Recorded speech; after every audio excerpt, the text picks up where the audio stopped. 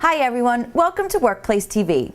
I came across an interesting case out of Pennsylvania during my research, and I couldn't help but tell you about it and ask you what you would do or should do if ever faced with this situation. In a nutshell, a female firefighter in Pennsylvania tried to commit suicide, but failed in her attempt. Once she recovered, she looked to be reinstated to her job, but instead, she was terminated. According to the termination letter, the termination was the result of her suicide attempt.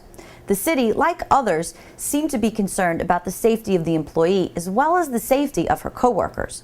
The firefighter, Wolski, sued her employer claiming her termination violated the ADA.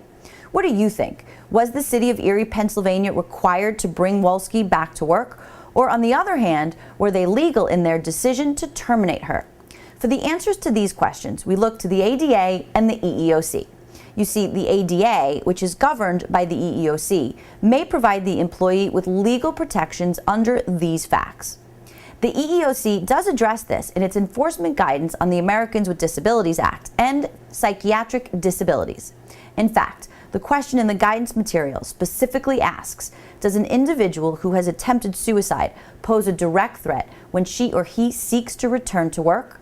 And the answer given by the EEOC is no. In most circumstances, an individual who has attempted suicide does not pose a direct threat in the workplace.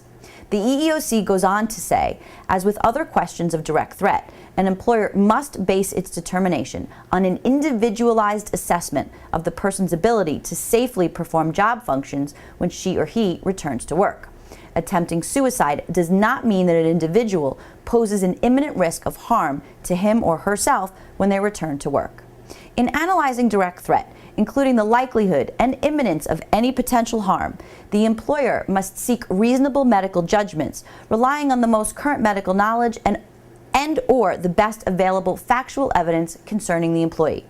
Bottom line, according to the EEOC's guidance, the ADA prohibits an employer from terminating an employee because of an attempted suicide. Here's the thing, if ever faced with a situation like this, be careful not to make a decision out of fear or personal bias. Rather, apply objective criteria to your decision-making process. Let the employee, and more importantly, the healthcare professional, tell you whether they can function back at work or not. By the way, an 8-person jury awarded Wolski $206,665, finding that the employer had violated the ADA. What do you think? Should an employer be allowed to terminate an employee under these circumstances? Share your thoughts with us on our discussion board. I'm Lisa Yankowitz, and that's what you need to know today.